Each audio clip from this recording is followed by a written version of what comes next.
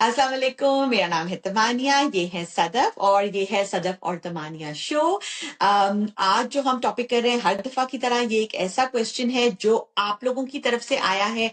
और ये सवाल ऐसा है जो मुझे और सदफ के दिल को लगा और एक ऐसी चीज जिस पे हम बहुत अरसे से बात करना चाह रहे थे और वो है कि हम बहुत बात करते हैं वालिदैन के हकूक की, लेकिन आज हम बात करना चाहते हैं औलाद के हकूक की कि ये वो क्या हकूक हैं जो औलाद के होते हैं, जिनके बारे में बात नहीं की जाती और जो माँ बाप के फराइज हैं जो उनको पूरे करने चाहिए।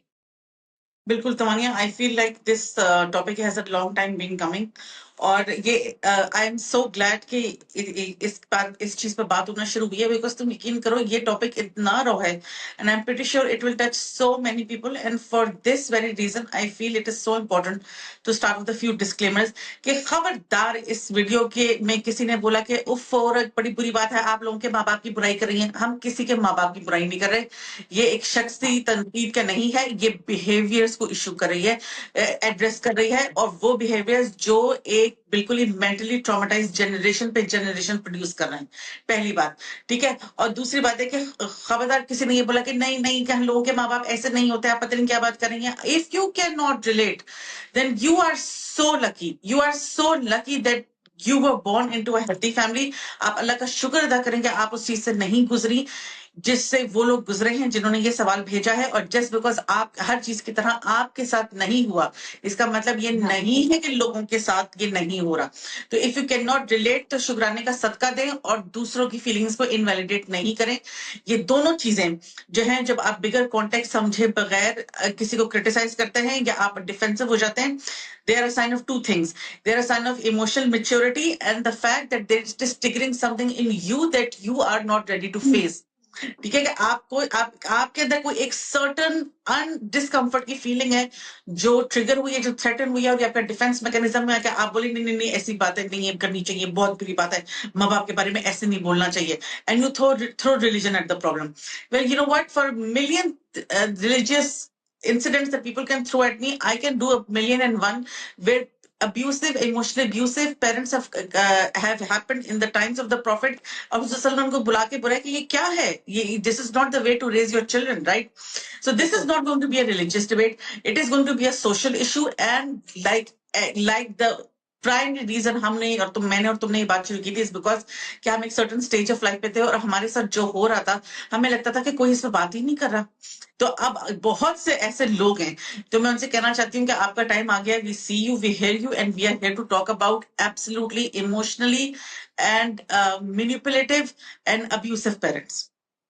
बिल्कुल। और जैसे सदफ ने कहा ना कि जो इमोशनल जो एब्यूसिव पेरेंट्स होते हैं वो हर दफा ये नहीं होते कि आपको मार पीट कर रहे हैं। जो इमोशनल अब्यूज होता है वो बहुत ज्यादा जो पेरेंट्स है वो उसको एज ए पावर यूज करते हैं, क्योंकि जो बच्चा होता है वो आप पे डिपेंडेंट होता है। तो जो बच्चा है ना वो आप औलाद जो है वो अल्लाह मियाँ की तरफ से एक तोहफा है आपके लिए, और उस वो आप पे डिपेंड करता है, तो आपको एक बहुत ताकत मिलती है। तो क्योंकि बहुत दफा ये बात होती है कि भाई माँ बाप, ऑफ कोर्स इन चीजों की कोई डिनाई नहीं है कि माँ बाप जो है बच्चे को दुनिया में लाते हैं, उसके लिए बहुत कुर्बानियां देते हैं, उसको पाल पोस के बड़ा करते हैं। ये तो सारी चीजें होती हैं, लेकिन क्या कोई जो वो बच्चा है उसके साथ जो इस सारे प्रोसेस के अंदर जो ज्यादतियां हो जाती हैं, जिसका कई दफा, मैं तो ये भी कहूंगी कई दफा शायद माँ बाप को चाहते ना चाहते, कई दफा ये होता है कि आप जानते हैं आप क्या ज्यादती कर रहे हैं, कई दफा आप अनजाने में कर देते हैं, कई दफा आप जानते हैं और आप मजबूर होते हैं, क्योंकि वो जो जो बच्चे पे जो आपका पावर और कंट्रोल है वो आपकी एग्जिस्टेंस के लिए जरूरी है। आपको पता है कि ये बच्चा मेरे कंट्रोल में है, इसको मैं इमोशनल अब्यूज करूंगी तो ये मेरी बात मानेगा, और ये आपकी ताकत और आपकी पावर और आपके सर्वाइवल का सोर्स है। सो आप इस तरीके से अपने आप को जस्टिफाई कर लेते हैं कि हाँ मैं तो माँ हूं, हाँ मैं तो बाप हूं, इसका फर्ज है ये करना। तो आज हम इन टॉपिक से बात करना चाहते हैं। ये बहुत डीप वुंड्स होते हैं बहुत लोगों के, तो ये बहुत एक सेंसिटिव कॉन्वर्सेशन होने वाली है। हाँ, और जैसे तुम्हारी तुमने ये बात की कि ये जो पावर कंट्रोल की बात तुमने बात की, इसके लिए ये बहुत समझना जरूरी है कि जिस तरह हम लोग इतने ज्यादा बॉलीवुड और स्टार प्लस ड्रामों के आदी हो गए कि कोई अम्मी जो है वो कुर्सी पे बैठ गई है, मुंह हा हा मैं अपने लड़के को मैनिपुलेट करूंगी। Life doesn't work this way, right? ये इतने अनकॉन्शियस बिहेवियर्स है, इतना, और ये इतना जनरेशनल ट्रॉमा होता है कि जो बंदा एक्चुअली इस सिचुएशन में विलन है ना, उसके भी बहुत ग्रेट कैरेक्टर्स हैं, राइट? और वो ये बात रियलाइज भी नहीं कर रहा। और जो बंदा जो जवान बेटा है या बेटी है या टीनेज है, वो भी एक अजीब सी कश्मकश की हालत में। And to begin I would say maybe somebody is thinking कि ओ ये किन बिहेवियर्स की बात करें, हम इन बिहेवियर्स की बात करें कि जिसने सवाल भेजा था उसने बोला कि जो हर पाकिस्तानी घर की कहानी है कि हमारी अम्मी अब्बू को सब अच्छे लगते हैं सिवाय हमारे। दे आर एक्सट्रीमली क्रिटिकल, और वो हम लोगों से बहुत ही अनरियलिस्टिक स्टैंडर्ड्स एक्सपेक्ट करते हैं of surviving, of academics, of how we look and how we should behave. और वो सिर्फ घर आके दूसरे लोगों की तारीफें करते हैं। और हम लोग को, जिस तरह पाकिस्तान में बड़ा कॉमन है कि माँ बाप जो है वो बच्चों को गालियां दे देते हैं, और अब तो चूंकि जो यूट्यूब शॉर्ट्स का जमाना है, तो लोग जो है वो इसको फनी भी लगता है कि ओ अम्मी गाली दे रही है, कि बगैर है, तुम आने दो अपने बाप को। But in many ways this is just because it's normalize doesn't mean कि अगर आप किसी बच्चे को गाली देकर मुखातिब करें तो उसकी साइकी पर इफेक्ट नहीं हो रहा, राइट?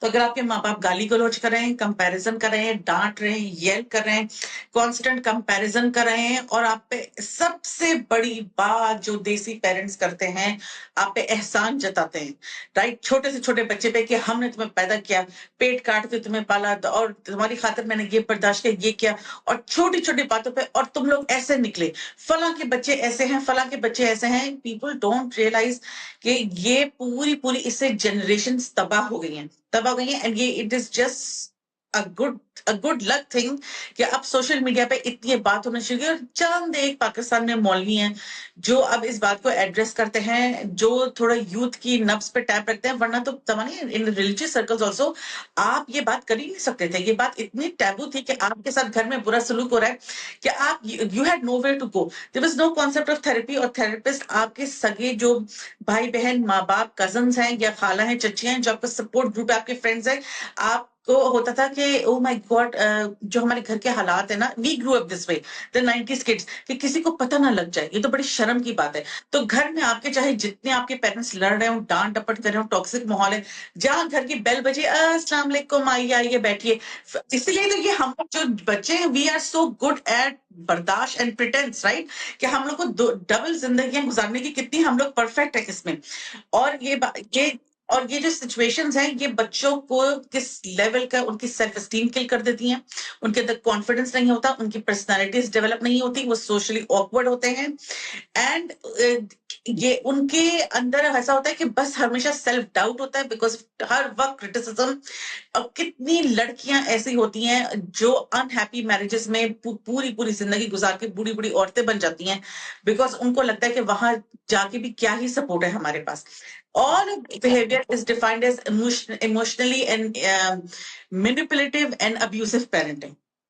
हाँ, और इसमें तो जो अगर हम इसको if you have to spell it out, तो हम ये कहेंगे कि ये एक बच्चे का राइट है कि जो माँ बाप हैं उसको अपनी एक्सटेंशन ना समझें।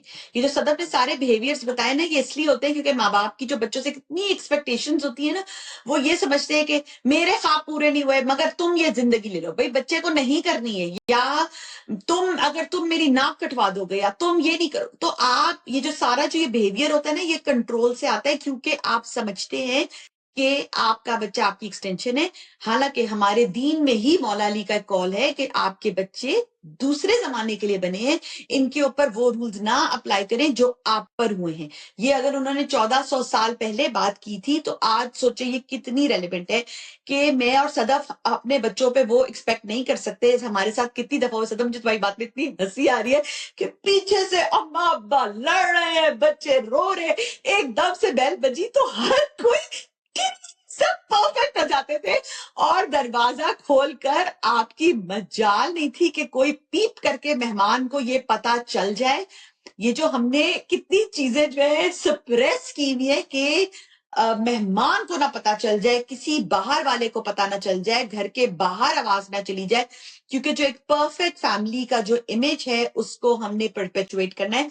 मैं बहुत थैंकफुल हूँ आजकल के पेरेंट्स से। मुझे लगता है कई दफा आजकल के पेरेंट्स, जब हम आपस में अपने बच्चों की बात करते हैं, जब हम स्ट्रगल शेयर करते हैं, तो उससे ये हो जाता है कि थोड़ा सा नॉर्मलाइज हो जाता है कि अब हम कितनी दफा कहते हैं कि everyone's on a journey, right? हर कोई जर्नी के ऊपर है। तो ये चीज रिकग्नाइज करना कि आपका बच्चा आपकी एक्सटेंशन नहीं है। कुछ बातें तो जो हम बच्चों के फराइज की बात करते हैं ना, आई थिंक मे बी हमें शुरू में कहनी चाहिए थी, मगर एक तो बच्चे के फराइज नहीं, आज हम माँ बाप के फराइज की बात कर रहे हैं कि माँ बाप के जो फराइज और जो बच्चों के हकूक हैं, बच्चे का हक है कि माँ बाप उसको एक अच्छा नाम दें।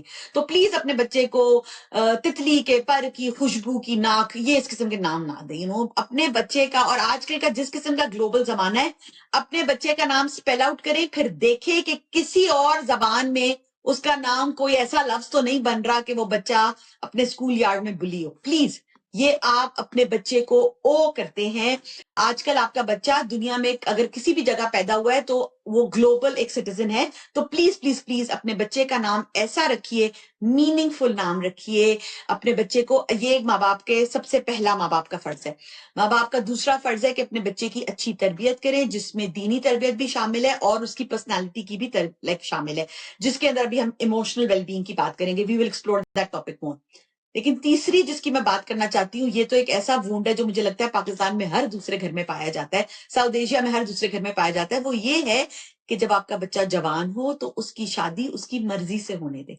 अगर बच्चा एक ऐसे इंसान को प्रेजेंट करता है, लड़का हो या लड़की हो, जो एक अच्छा कैंडिडेट है, तो ये माँ बाप का फर्ज है कि उसको कंसिडर करें और अपने बच्चे की ख्वाहिश को तरजीह दें।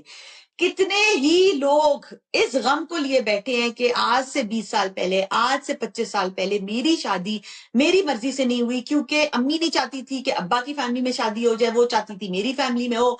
हम शिया हैं, वो लड़का सुन्नी था। हम सुन्नी हैं, वो लड़की शिया थी। हम पठान है, लड़की राजपूत थी। हम कितनी, मैंने तो ऐसी स्टूपिड स्टूपिड बातें सुनी है कि आपको होता है कि अच्छा, ये भी फर्क है। जब मेरी एक दोस्त ने मुझे बताया ना कि पठान की और राजपूत की शादी नहीं हो सकती, तो मैं तो हैरान रह गई। मैंने कहा अच्छा, तो शिया सुन्नी से बियॉन्ड भी मसला है। कितने लोग हैं जो कहते हैं कि नहीं, सैयद की सिर्फ सैयद से शादी होनी चाहिए। ये वो मसले हैं जिनकी वजह से अम्मा अब्बा कहते क्या हुआ, अब तो तुम खुश हो ना, अब तुम्हारा क्या मसला है? नहीं, आपने उस वक्त अपने बच्चे की बात नहीं सुनी। गेस व्हाट, आज तक आपका बच्चा वो गम लिए बैठा है।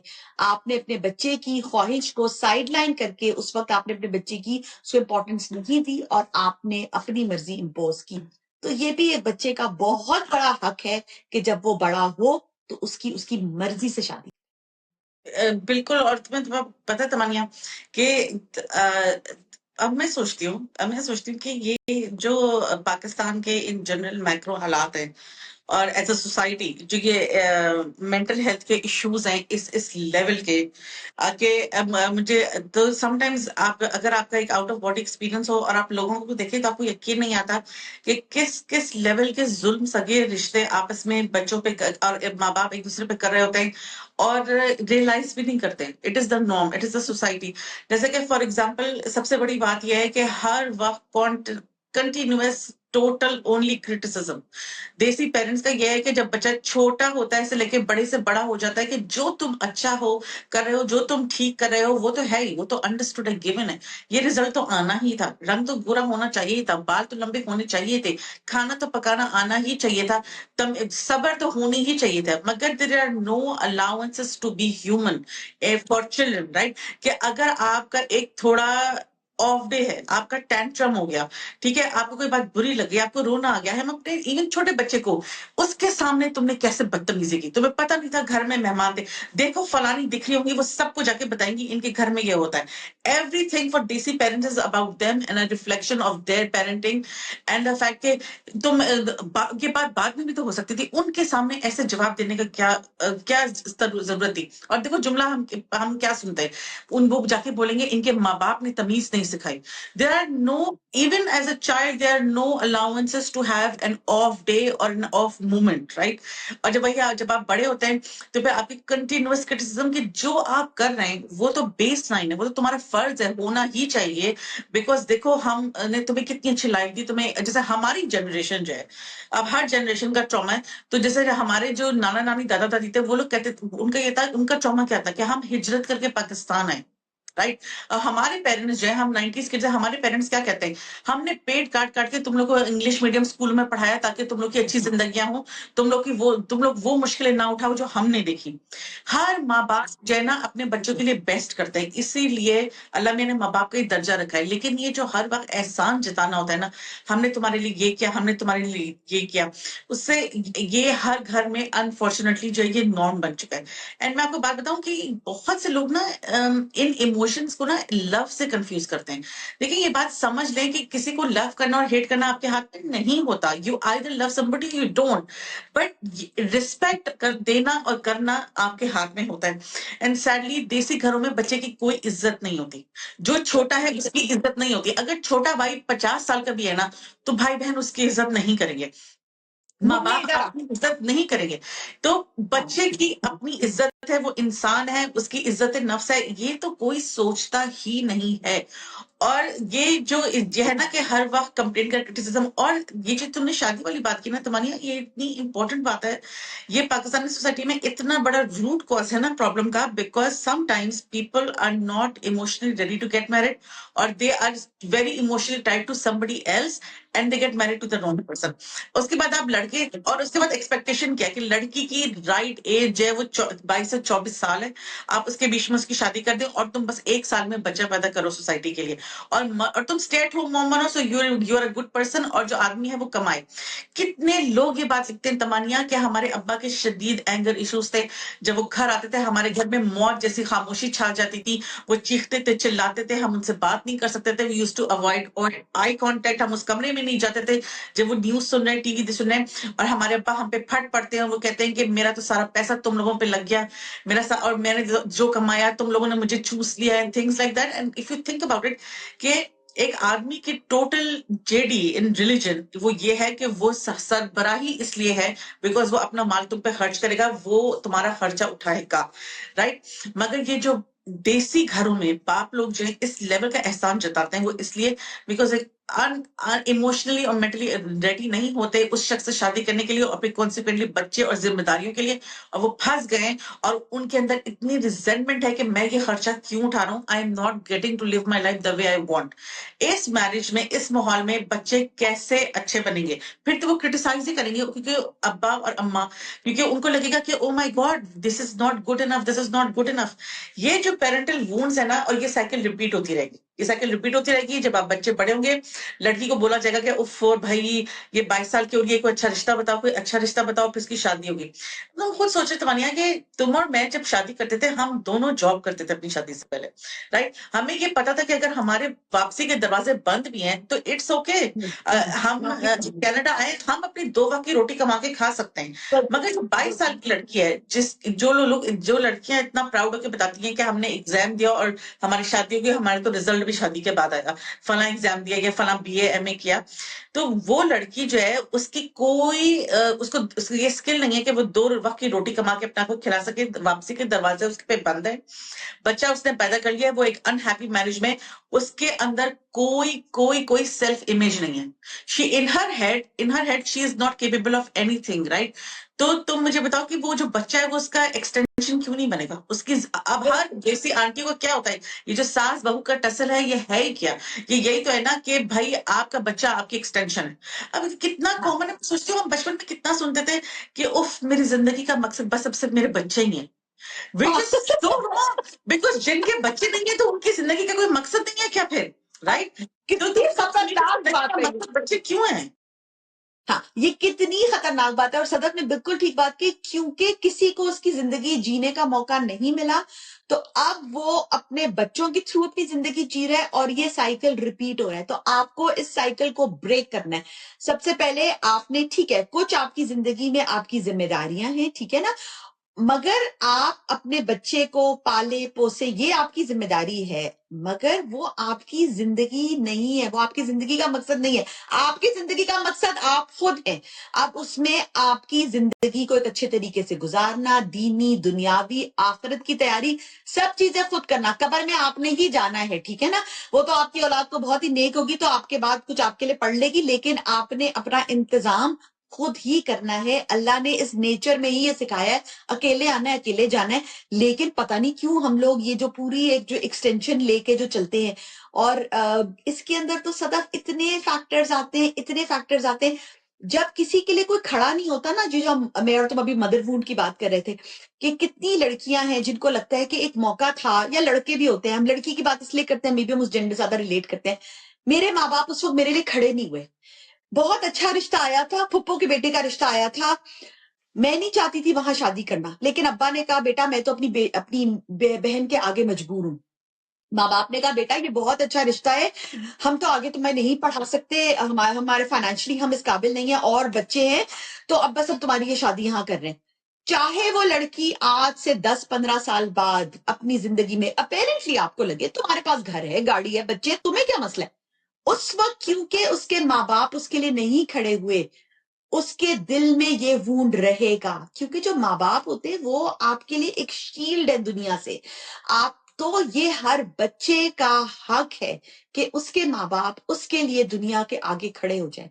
लेकिन हमारे यहाँ क्या होता है, माँ बाप कहते हैं बेटा लोग क्या कहेंगे। बाय द वे वो लोग कहीं अगर ढूंढने जाए ना, सड़क पे लोगों को झंझोड़ के पूछे क्या आपको ये फर्क पड़ता है, किसी को कोई फर्क नहीं पड़ता। हर कोई अपनी जिंदगी में मसरूफ है।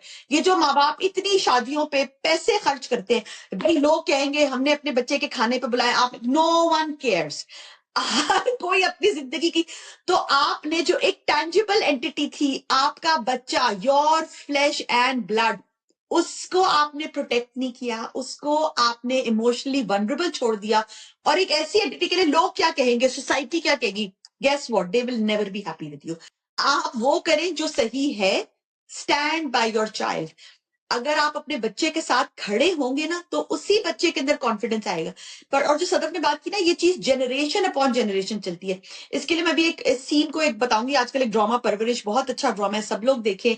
उसके एक पिछले एपिसोड में वो जो एक माया की माँ होती है, जो एक बड़ी अपेरेंटली एक सबड्यूड माँ होती है, वो अपनी बेटी के लिए खड़ी होती है। बहुत लोगों को वो सीन इसलिए बहुत अच्छा लगा क्योंकि हर एक, अगर आप सोसाइटी के एस्पेक्ट से देखें, तो वो एक वीक माँ है ना, वो इकोनॉमिकली स्ट्रांग है, उसका हस्बैंड भी अब्यूसिव है, लेकिन वो अपनी बच्चियों के लिए ढाल बन जाती है। और क्यों वो सीन बहुत लोगों के लिए रेजोनेट किया, क्योंकि कई लोगों ने महसूस किया कि मेरी माँ ने तो मेरे आगे मजबूरी दिखा दी। बेटा मैं तो तुम्हारे बाप के आगे मजबूर हूँ, बेटा मैं तो अपनी बहन के आगे मजबूर हूँ, तुम्हारी बहन से हमने, अपनी बहन से मैंने कर्जा लिया है, मैं उनके आगे बेटा मजबूर हूँ। बेटा तुम्हारे दादा दादी के सामने तो मैं कुछ बोल ही नहीं सकती। माँ ने बच्चे के सामने अपनी मजबूरी पेश कर दी, बच्चे के लिए नहीं खड़ी हुई। ये हर बच्चे का हक है कि उसके माँ बाप उसके लिए खड़े हों, बच्चे को दुनिया से प्रोटेक्ट करें। हाँ, और तमन्ना ये जय, this is a serious abandonment issue, right? This is emotional abandonment, कि आपको लगे कि आपके पेरेंट्स आपके लिए खड़े नहीं हुए। और कितनी जगहों पे कि अगर इट स्टार्ट सो यंग, कि अगर आपके नंबर खत्म आए और आपके खराब आए और आप अम्मी पेरेंट टीचर मीटिंग में गई और टीचर ने शिकायत की, आपने वही उनके सामने मुझे थप्पड़ लगा दिया। वो छोटे बच्चे कभी ये बात नहीं भूलते। आपके घर में मेहमान आए थे, आपकी अम्मी ने कोई काम बोला और आपसे पानी गिर गया, आपको डांट पड़ी, आप कभी ये बात नहीं भूलेंगी। You know, these are things we keep talking about them. But अब अगर आप हमारी एज के हैं, you are 90s, you are millennial, and you have this serious emotional wounds, right? के हम अपने, we were never good enough for our parents, और हम अपने पेरेंट्स पे बस हम क्या बताएंगे, क्या हमारे घर के हालात है। Okay, so you are here, okay, you made it this far, अब क्या करें? तो ये बात ना, ये समझें कि सिचुएशन ग्रे है, कुछ भी ब्लैक एंड व्हाइट नहीं है। वो जो आपके माँ बाप है ना, हम आपको ये नहीं कह सकते आप उनको छोड़ दें, ठीक है? और ये जो आपके माँ बाप है ना, हम आपको ये भी नहीं कह सकते कि आप इनको समझाएं ना, आप इनको छोड़ेंगे और अभी इनके समझने का टाइम, उम्र गुजर गई, इनको समझ भी कुछ नहीं आनी।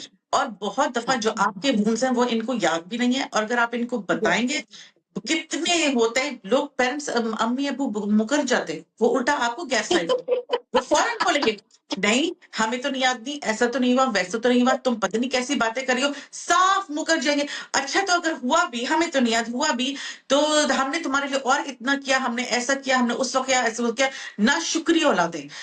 देसी पेरेंट्स आर, मैं तो कहती हूँ ओलंपिक स्पोर्ट होना गैस लाइट करने का, वो उस हम लोग, पाकिस्तान हमेशा तमगा जीतेगा, राइट? इतनी गैस लाइटिंग, इतनी invalidation of your feelings and telling you that you are a bad person, you are holding grudges, और तुम नाशुक्री औलाद हो, तुम जहन्नुम में जाओगे।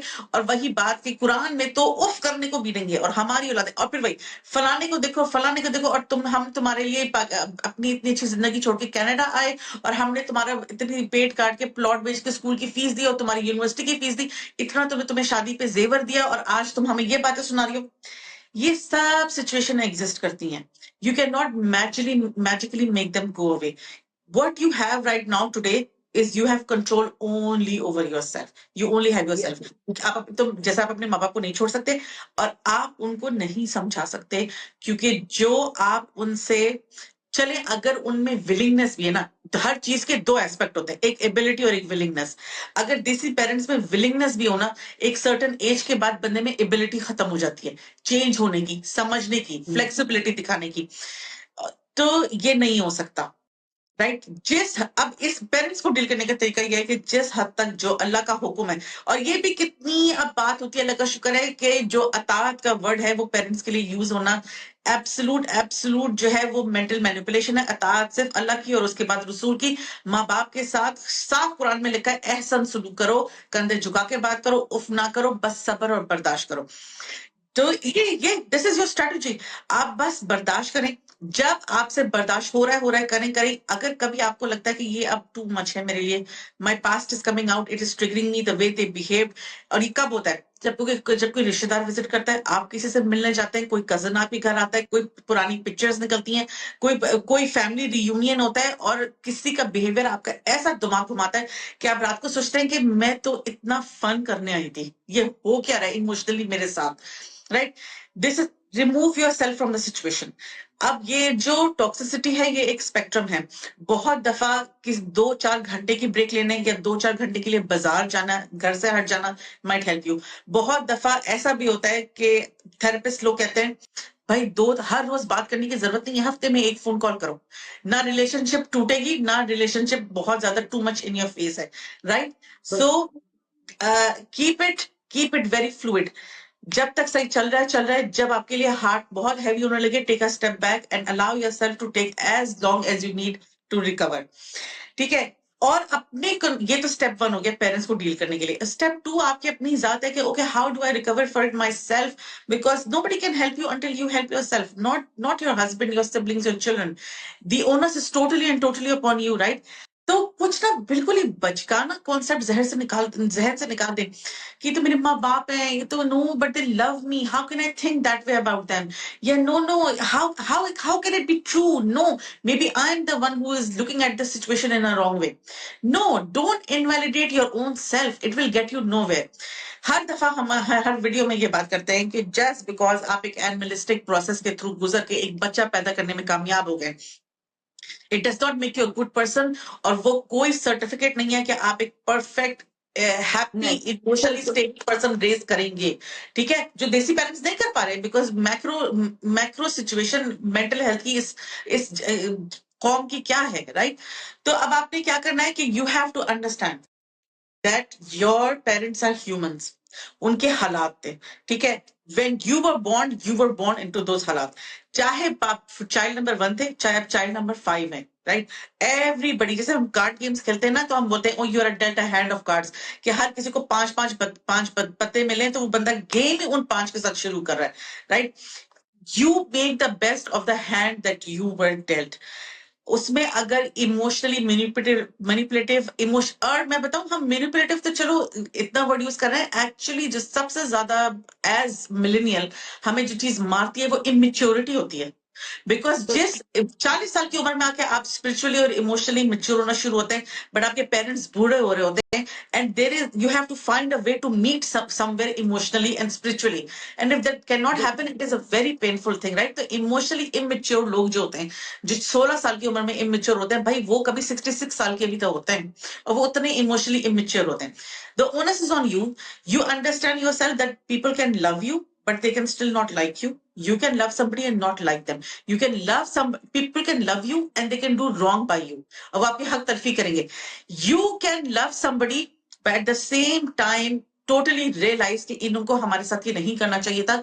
They are a weak person, or they in a moment of weakness ये कर गुजरे, and now I have to forgive somebody for an apology that will never come. कि सामने वाले को या तो खबर नहीं, या सामने वाला जो है वो तो ये मानने को तैयार नहीं कि हमने बुरा किया है. ये बहुत मुश्किल इमोशनल रोलर कोस्टर्स हैं. ये आपके ब्रेन में बहुत नॉट्स हैं. अगर आप इस वक्त 35-40 साल की हैं और गुजर के यहाँ तक पहुंची हैं, पहुंचे, तो ये कोई 35 टाइम्स नहीं हो जाएगा. It unlearning takes a very very very long time. So understand कि अपने आप को भी माफ करें. अपने आप को माफ करना इतना मुश्किल होता है. मैं बार बार अपने आप को भी रिमाइंड कराती हूँ कि forgive yourself for not knowing what you didn't know, you didn't know, right? So now that you are at this age, start afresh. अगर आप इस ऐसे हाउस होल्ड में, तो फॉर श्योर आपकी सिबलिंग्स की आपस में रिलेशनशिप जो है वो भी तो इम्पैक्ट हुई होगी. लेकिन वो सिबलिंग्स जो है, हो सकता है कितनी दफा आज के जमाने में, अब ये जो इमिग्रेशन का जमाना है, कोई किसी मुल्क में रह रहा है, कोई प्रोफेशन में, किसी की किसी से शादी भी, और हर शख्स की जो एवोल्यूशन है वो उसके शौहर या बीवी, उसके हालात, उसके प्रोफेशन, उसके इकोनॉमिक कंडीशन और उसके ससुराल वालों पर डिपेंडेंट है. तो अगर आपको लगता है कि मैं इस तरीके से वर्क करूंगी तो मेरी बहन भी करेगी, तो नॉट एट ऑल. तो अपने आप को ये या बात समझें कि I need to learn to forgive myself, I need to learn to forgive others, even if they don't ask for it. I have to learn how to love myself. इसके अलावा आपका किसी और पे जोर नहीं चलता. हाँ, और ये जो जजमेंट है ना, तो आप जब दूसरों के लिए रिमूव करें तो अपने आप के लिए भी करें. और मुझे लगता है इसमें इतनी की बात है जो सदफ ने कहा ना, कि अपनी अम्मी अब्बू को see them as humans. I think जो एडल्ट होने का एक बहुत बड़ा साइन ये होता है कि आप अपने अम्मी अब्बू को पेडिस्टल से उतार देते हैं. जो वो होता है ना, जैसे छोटा बच्चा होता है उसके लिए तो उसके माँ बाप गॉड होते हैं, ठीक है. फिर जब वो टीनेजर होता है तो उसको अपने माँ बाप में बहुत मसले नजर आते हैं. फिर जब अपनी 20s के अंदर आता है तो उसको थोड़ी जिंदगी के धचके रियलिटी के लगते हैं. फिर एकदम से आपको फिर एहसास होता है कि वो अब तो दुनिया में हम उस पॉइंट पर आ रहे हैं कि माँ बाप दुनिया से जाने वाले हैं, उनकी वो बूढ़े हो रहे हैं. तो कई दफा लोग फौरन उस पे फिर वापस टॉडलर ईयर्स पे चले जाते हैं कि उसी तरह अपने माँ बाप को as a god like personality देखने लगते हैं. बट जो इमोशनल मेच्योरिटी जो आपके एंड से ना, वो ये कि अपने माँ बाप को उस पेडिस्टल से उतारें. और ये तो बात ऑफ कोर्स हम माँ बाप अपने बच्चे से प्यार करते हैं, लेकिन प्यार करने ऐसे जैसे सदत ने कहा कि प्यार एक आपके हाथ में चीज नहीं है. आपने आपकी आपके जिस्म का एक हिस्सा है आपका बच्चा. ऑफ कोर्स आपको अपने बच्चे से प्यार है.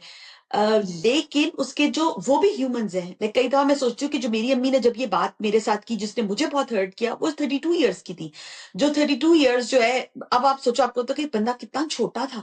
तो आप ये सोचो कि टू बी एबल अपने माँ बाप को उस पेडिस्टल से उतारना, उनको एज ह्यूमंस देखना, और ये सोचना कि हाँ उन्होंने जो किया, और उसको एडमिट करना कि हाँ वो चीज गलत थी, उससे मैं हर्ट हुई, लेकिन उस वक्त उनको भी she did not know better. अब ये जो मैं बात कर रही हूँ ना, इसमें इतने मल्टीपल इमोशंस एक साथ एक आ रहे हैं. तो हमारे लिए बहुत आसान होता है कि हम कह दें, oh I absolutely love my parents, या कुछ लोग होते हैं this I absolutely hate this person. कुछ लोग ये पेरेंट्स के लिए भी कह सकते हैं, बट यूजली पेरेंट्स के लिए मुश्किल होता है. तो कुछ लोग कहते हैं, ओ आप एक्सट्रीम पे चले जाते हो, आइदर यू हेट और यू लव, बिकॉज वो फिर आसान है और आइडेंटिफाई. जो अभी हम बात करें ना, वो बहुत एक कॉम्प्लिकेटेड बात है कि बहुत मल्टीपल इमोशंस को एक साथ स्पेस देना और सोचना, अच्छा ये मैं ये भी फील कर रही हूँ, और मैं यहाँ डिसअपॉइंटेड भी फील कर रही हूँ क्योंकि I was let down at that time. लेकिन हाँ, वो माँ बाप मेरे प्यार भी मुझे करते हैं, और चलो मैं उनको इस सिचुएशन के अंदर मैं उनको माफ करती हूँ. क्योंकि ये सारी कॉन्वर्सेशन आपने अपने आप से करनी है. अगर आप अपनी अम्मी को जाकर बताएंगी ना, मैं खुद आपको बताऊं, मैं ग्रेड 2 में थी, और ग्रेड 2 का बच्चा कितना छोटा होता है, और मैं 5th आ गई थी। ये मैंने आई थिंक शायद पहले भी वाकया बताया कि उससे 30 लड़कियों की क्लास जिसमें मैं 5th आ गई। मेरी अम्मी ने रिफ्यूज कर दिया कि मैं तो जाऊंगी नहीं रिपोर्ट कार्ड लेने के लिए। अब तुम सोचो कि ये वूंड आज तक मेरे मेरे लिए कितनी एम्बेरसमेंट थी कि मेरी माँ मेरी रिपोर्ट। अब अगर मैं अपनी अम्मी को ये बात बताऊं ना तो वो तो हंसेंगी, वो कहेंगी ओ ऐसी क्या बात थी, ये क्या थी। बट मेरे लिए बड़ा मुश्किल था as a 2 year old to then convince कि अपने अब्बा को कि आप चले मेरे साथ, आप मेरी रिपोर्ट लेकर जाएं, क्योंकि स्कूल एक पेरेंट को ही देगा। तो ये वो बातें हैं। But now that I think back, उनकी उनका एक इंटेंशन थी कि उनके लिए बहुत डिसअपॉइंटमेंट थी कि बच्चा 5th आ गई, और मेरे तो बच्चे हमेशा टॉप 3 पोजिशन में आते हैं। बट मेरे लिए वो डिसअपॉइंटमेंट थी। And to acknowledge that feeling that I had, I was let down, that is a correct feeling. तो बहुत मल्टीपल चीजों को आपने बैलेंस करना है। बट हाँ, my mother did the best that she new in those circumstances. अपने आप को ना कई दफा किसी चीज को फेस जब आप करते हैं ना, when you face a ghost only then you can let it free. जब तक आप किसी गोस्ट को फेस नहीं करेंगे ना, और आप उसको in the guise of toxic positivity, no no I love my parents, I have to respect them, I have to do this, तो जो बहुत रिजेंटमेंट होती है वो अंदर लाए करती है, और एकदम से वो रिजेंटमेंट फट कर आती है, या आप वो रिजेंटमेंट अपने बच्चों को पास ऑन करते हैं। तो जब हम साइकिल ब्रेकर होने की बात करते हैं, तो this is where it begins. हाँ, अच्छा, तुमने जो एग्जांपल दी है एकेडमिक एग्जांपल है। मैं तुम्हें बताऊं, जैसे if I have to give an example where मुझे ऐसा लगा कि ओ माय गॉड, ये मेरी अम्मी ने क्या बात की। Many times were over physical appearances, right? कि मुझे ऐसा हाँ, लगता है बहुत दफा, नाउ आई रियलाइज कि बहुत दफा even if you coming from a place of well-being for somebody, you can do so much damage. You can do so much damage. And by making comparisons or maybe trying to think कि मैं इस बच्ची की help करूं, इसका वजन कम हो जाए, इसका रंग गोरा हो जाए, भाई इसका रिश्ता हो जाए, ये सब जो वूंड्स है ना, तो या बहुत दफा ऐसा होता है कि कितनी लड़कियां होती हैं और वो ये बात समझती हैं कि उनके पेरेंट्स जो हैं वो भी फेयर नहीं थे उनपे, बिकॉज ऑफ आइदर जेंडर, क्योंकि भाई वो एक के बाद दो, दूसरी तीसरी चौथी बेटी पैदा कर रहे थे, उनको लड़का चाहिए था। या फिर ये कि इट ऑल्सो वर्ड कि जो बेटी जो है वो ज्यादा कमाऊ थी, जिसका ज्यादा अपनी जगह रिश्ता हो गया, या जो ज्यादा उनके कंट्रोल में थी, जो किचन में ज्यादा हेल्प कराती थी, या बस जो ज्यादा प्यारी थी, या जिसमें आंटियां आंटियां कहती थी कि अल्लाह इसकी तो, इसमें मुझे अपनी अम्मी दिखती है, इसमें मुझे अपनी बहन दिखती है, बस उनको अपनी एक बेटी से रूहानी कनेक्शन था, बाकी उससे नहीं था। These are all examples of emotional abandonment. They are all examples of emotional immaturity at the part of the parents who were unable to be fair, and they were prejudiced towards one child or against one child for whatever reason, right? तो अब ये सारे reasons है। And मैं आपसे कहती हूँ कि the apologies are never coming. Apology तो खैर स्टेप 2 होता है, the acknowledgement.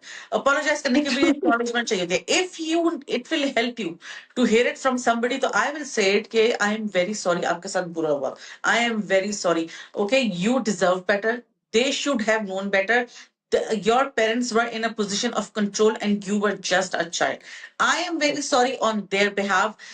You take this apology and run with it and build yourself. ठीक है, वहां से नहीं आने वाली। These are the words you needed to hear. तो अब क्या करें? अब ये करें कि आप अपने आप को हील करें, ताकि आप साइकिल ब्रेकर करें, साइकिल ब्रेक करें। और जो चीज मुझे बहुत ज्यादा हेल्प की, एक तो मैंने वो किताब पढ़ी, it didn't begin with you, ठीक है, हाँ, उसने बहुत बहुत मेरी आंखें खोली। उस किताब से एक मैंने ये एक्सरसाइज शुरू की कि मैंने ये देखना शुरू किया कि मैं एक ऑब्जेक्टिव आउटसाइडर बन जाऊं और मैं ये देखूं कि मेरे इर्द गिर्द लोग कैसे रेज हुए, मेरे पहले वाली जनरेशन जिनसे मुझे एक्सपीरियंसेस हैं। तो अगर आपके 4 चचा और 2 फूफी हैं, और आपकी 4 खालाएं और 5 मामू हैं, आप ये देखें हाउ वर दे रेज्ड। आपके नानी नाना, आपके दादी दादा की क्या कहानी है, उनके क्या बैगेजेस थे। उनके पेरेंट्स वेल ऑफ थे, वो लोग हिजरत करके आए थे, वो लोग गरीब थे, वो लोग अनहैप्पी फैमिली में थे, उनकी किसी के लैंग्वेज बैरियर्स थे। उनके उस जनरेशन के, ये वो जनरेशन है जो घरों में गरारे पहनती थी, हर रोज जो सिलबट्टे पे खाना पकाती थी, जिनके पास इलेक्ट्रिसिटी नहीं थी। उनके अपने रिलीजियस और जेंडर नॉर्म्स के बहुत बैगेजेस थे। उन्होंने पूरे पूरे अपने बच्चों के दिमाग खोल के वो डाले। किसी दफा ऐसा होता है कि भाई किसी के मामू जो है वो BA MA है, तो बहुत बड़ी बात है, बिकॉज लड़के को तो मैट्रिक करा के शादी कर दी थी, कोई किसी की अम्मी जो है वो 8th ग्रेड पास है। तो जब आप अपने ग्रैंड पेरेंट्स को एनालाइज करना शुरू करते हैं ना, तो आपको अपने पेरेंट्स, अपने खाला फूफा चचा मामा ताया जो है ना, वो इन सर्टेन वेज आपके जहन में बच्चे बन जाते हैं। कि जब ये छोटे थे इनके घर में सिचुएशन होगी, जब ये छोटे थे इनको ये सिखाया गया होता, और जब ये बड़े हुए तो ऐसा हुआ। तो बहुत ज्यादा आपके अपने जो तकलीफ दे दिल होता है ना, उसको बहुत राहत मिलती है। एंड वो जो है ना, आप उनको ह्यूमनाइज करते हैं, आपको पता चलता है कि इनके साथ भी गलत हुआ, मे बी इनमें इतनी अकल ही नहीं थी कि दे डिडंट रियलाइज कि जो ये हमारे साथ कर रहे हैं that is a process of lashing out. They could have done better. They projected on us as children. They should have known better. और तो अगर आप अपने दिल में भी माफ करने में आसानी हो, और अगर आप माफी तक नहीं पहुंचे, it's okay, give yourself time. मगर बहुत दफा बस जो कहते हैं ना अंग्रेजी में कि oh the scales have fallen from my eyes, ये भी होना जो है ना वो जहन की बहुत बड़ी नॉट खोलता है, बड़ा आहा मोमेंट होता है आपके लिए। So this really helped me looking around in family, identifying behaviors करना, और आपस में बहन भाइयों, अब वो जो बूढ़े बहन भाई है ना, जिनमें से एक है दो नहीं है, उनकी भी डायनामिक्स बहुत रिफ्लेक्टिव होती हैं ऑफ उनके सिबलिंग वूंड्स, राइट? तो मैं नहीं सोचती थी कि ओ माय गॉड ये तो ड्रामा कब से चल रहा है, मैं तो बड़ी न्यू एंट्री हूँ इस ड्रामे में, राइट? तो मुझे बड़ा सबर आता था कि इट्स ओके, जो मेरे साथ हो रहा है ये तो ये इन लोगों के साथ तो ये कुछ बहुत कुछ हो रहा था, बहुत कुछ हो रहा था, तो मेरे साथ तो ये होना ही था। When you start thinking this way, तो आपके दिल पे बहुत मरहम होता है। बहुत नरम होता है। और एक और बात कि अब जब आप ये सिचुएशन एनालाइज करें ना, तो अब आप एडल्ट हो गए, मगर जो किसी रिलेशनशिप की पावर डायनामिक्स होती है ना, वो चेंज हो रही होती है, मगर जिसकी लूज हो रही होती है ना पावर, वो नहीं चाहता कि वो चेंज हो। तो आपके लिए इंपॉर्टेंट है कि आप रियलाइज करें कि ये जो पेनफुल बातें हैं, ये उस वक्त की है जब मैं चाइल्ड था और या चाइल्ड थी और वनरेबल थी, मगर अब मैं एक एडल्ट हूं, तो अब मैं नहीं डिपेंड करती फॉर शेल्टर, खाना पीना ऑन दीज एडल्ट्स। तो फिर आप एक सडनली एक इमोशनल आप एक स्ट्रेंथ फील करेंगे। और इस टॉपिक में तो हम इतनी बात कर सकते हैं, इतनी बात कर सकते हैं, मगर ऑफ कोर्स हमारे वीडियो का टाइम वो हो गया है। बट डू रिमेंबर कि हमें जो कई चीजें ट्रिगर करती हैं वो ये होती है where we still acting like that 8 or 9 year old. So think about that, just go back and you will be thinking a lot about this topic. और let us know if you have more questions on this topic. सदा मुझे लगता है इसके ऊपर तो बहुत बातें हो सकती है, but let's see कि क्या लीडिंग क्वेश्चंस आते हैं, and maybe हम इसके ऊपर एक और वीडियो बना सकते हैं। बिल्कुल बिल्कुल। So like our channel, subscribe to it, and do share this video, and we will be back.